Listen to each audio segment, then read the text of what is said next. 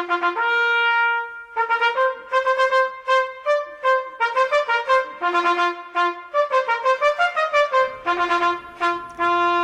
my fellow Davarians, and I'm happy to come this day, Saturday, July 12th, 2025,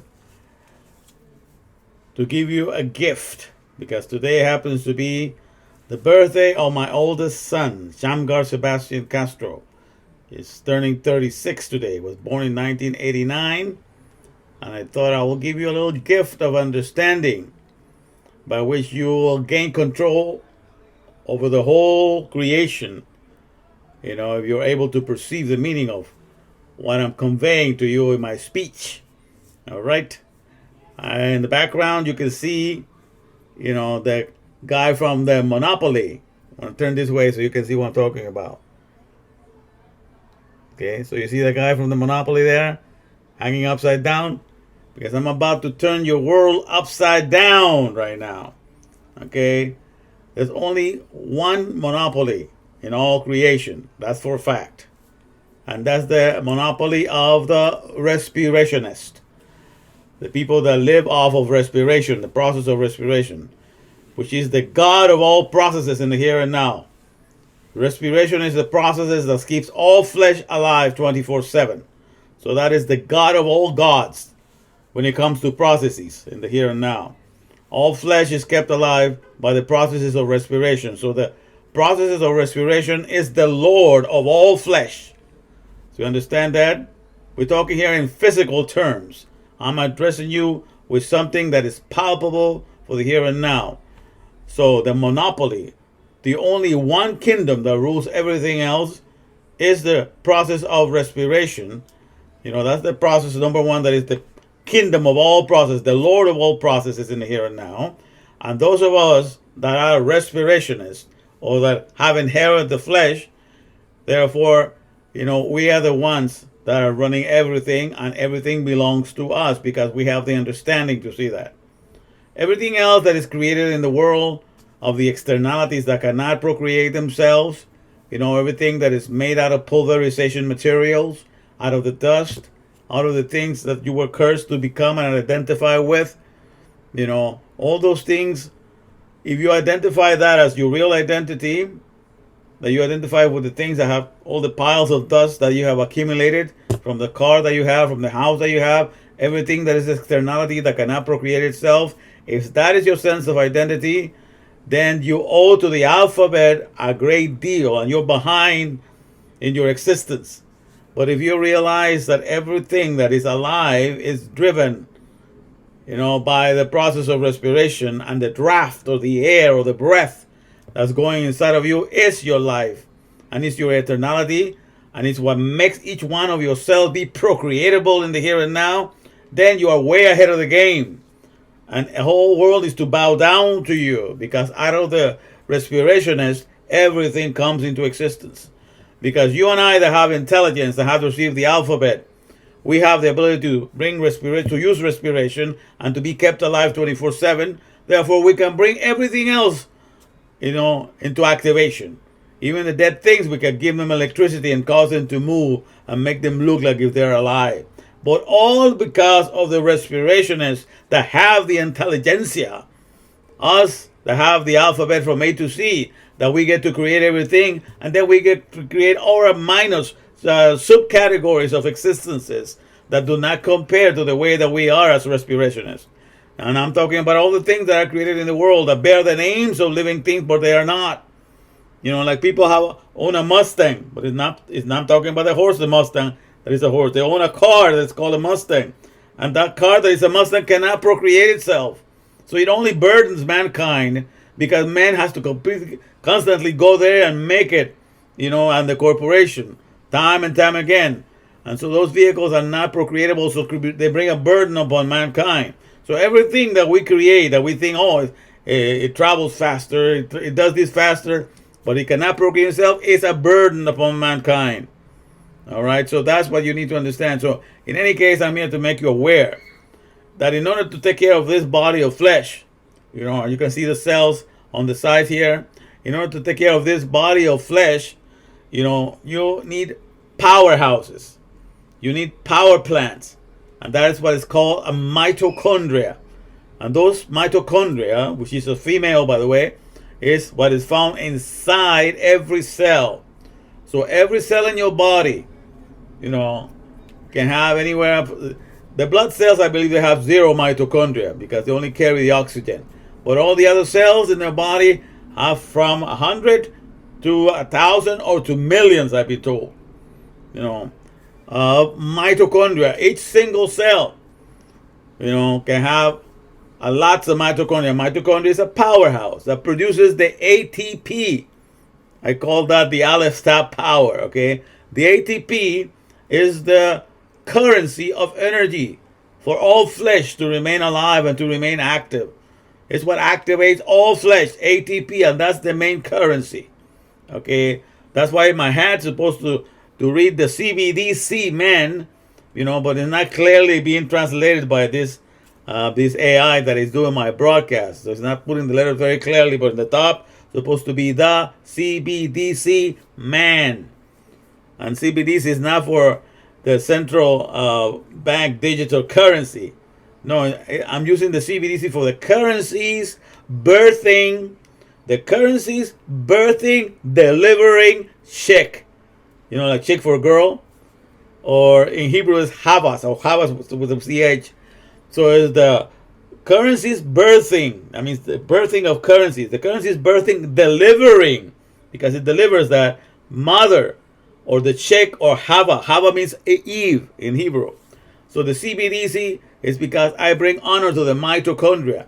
The mitochondria is the mother of all mothers that sustain all the motherhood of all creation. Understand? Because it's the one providing the electricity. It's the powerhouse. It's the power plant that maintains all flesh active. Have you ever thought, then that's why I have this, everything being taught with the use of the cell phone in there, okay? Because the cell phone that is showing you a cell, a living cell inside of it, that cell phone needs to have a little battery. That battery is this powerhouse. And that little battery that cell phone has needs to be charged from time to time. It's not like it's always being charged. It always needs to be charged. So it goes for a couple of days or 3 days, depends your usage of it, and then you got to charge the battery. So it's not a continual battery that's all the time. It's not like a continual battery. It's not like a continual powerhouse in of itself. But each one of our cells, you understand? Each one of our cells with the letters of the DNA, ACTG, are not only to communicate among each other, but I ought to communicate and connect with all the frequencies in the world. Okay, so this is the almighty fractal antennas that each one of our letters of the DNA has, but also is able to, to have a power plant. Each one that is not a blood cell has like 100, powerhouses, 100 mitochondria. You also need one. So you understand, like, I did a little research today, before I gave this message, to understand how many powerhouses are there in the United States. That was my first search. In other words, how many powerhouses or power plants, from oil, from gas, from coal, from electricity, from water, hydraulics, all the different powerhouses and power plants that illuminate cities in the United States. And I found out there's 11,900 and something, 11,920. So that means like about 12,000 just in the United States. By the way, the United States is the one that has the most. And then I did the inquiry, how many powerhouses are in the whole world? And then I found that the whole world only has about 32,000 powerhouses. 32,000 powerhouses in the whole world. The people use those powerhouses to run all their corporations and all their businesses and all their homes.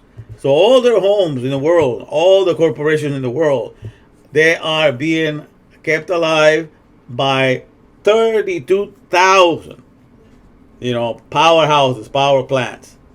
And then when you ask, in each one of your cells, there's at least 100.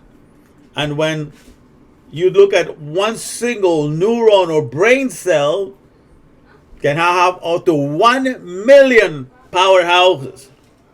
So you understand the magnitude of how fantastic you are? That's magnificent. One brain cell. And we have 86 billion of them. But only one of them. Understand? Only one of your brain cells has 1,000,000 mitochondria, 1,000,000 powerhouses.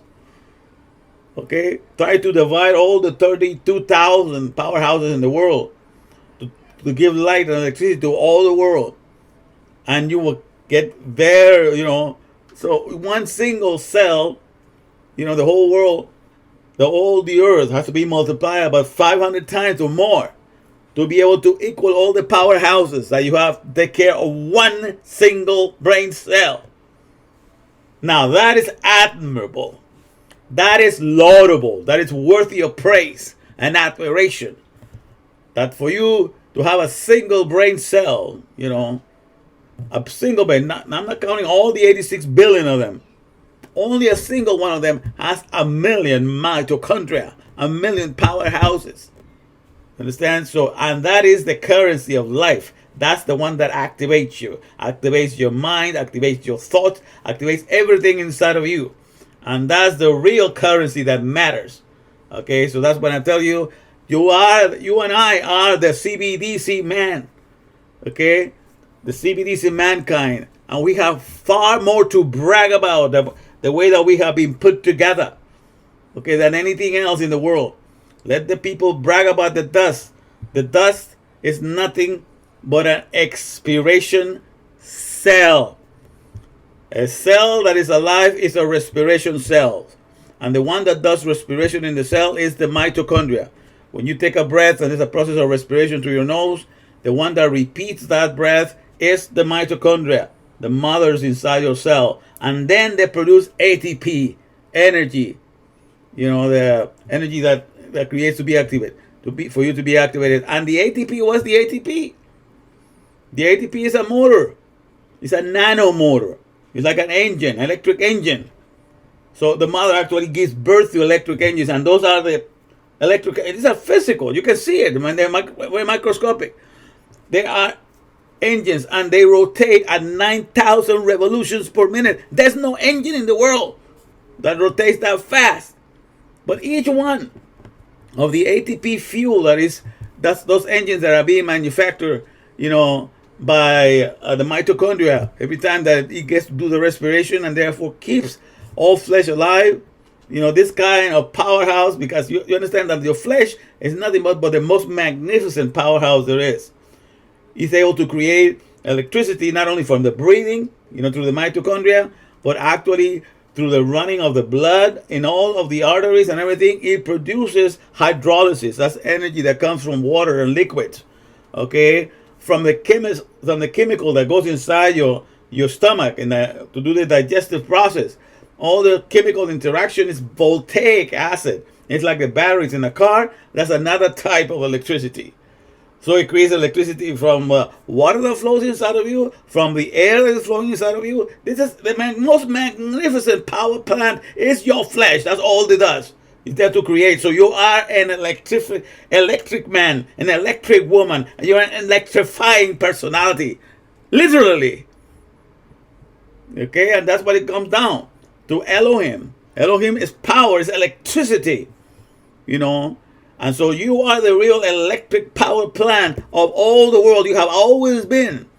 And you are able to create everything else that is not able to procreate themselves. So you remain above all things because you are procreatable. Each one of your cells is procreating on a second-by-second basis. Every second that you are listening to me, 3.8 million cells are being created brand new by the air and the water, which is in the breath that is being that's going through you, and the tissuing that takes place to make you and to be brought you into existence. So rejoice greatly, my friends, because the whole world owes everything to the respirationist. If you recognize that that's who you are as a living cell, because the living cell is the only one that's doing the respiration, then all things are yours. And there's nothing for you to be afraid. It's only for you be aware of it, have this understanding and not let the whole world terrorize you. The whole world with all their wonders that they have, all the products that cannot procreate themselves, they can never be greater than who you are as a respirationist. Okay, so let's rejoice in that. Let's have a good time understanding that, and understand that it's really magnificent that the way we're put together. It's something to really, because the whole world is nothing else but wondering, admiring the piles of dust that they got from the cars that they bought, the piles of dust, because everything comes from pulverized material that is put into different coatings. It's like an embalming. Everything is the world of the dead in the external world, because they cannot procreate themselves. That's why we have the whole religions of the Tibetan Book of the Dead, the Egyptian Book of the Dead. Everybody worships the dead. Okay, and of the things that are pulverized and are dead, they make a big deal out of it to make a name for themselves. But we praise the respiration process, which is the Lord of all lords. That's Yud Hevave. He is the one overriding everything and controlling everything. And that's the one who we stand and we adhere to his word, to the Torah, that word that is written in the frequencies of creation to sustain all the organic world. Because there's a magnificent organic world. There's the flesh of insects, the flesh of fishes, the flesh of all kinds of flesh that all work in the process of respiration. And that has nothing to do with any of the manuals that man has ever written. Okay, there's the hidden Torah behind all of them. That is the legacy that is running all of the earth. Okay, and that is the one that we are adhering ourselves to. When you read Torah, you are going back to the building block of creation. You're going to the word that is the energetical that is running everything from A to Z. Okay? And so that's what you need to understand. And opening up your eyes to that, rejoice that you are fearfully and wonderfully made. I will praise thee, for I am fearfully and wonderfully made.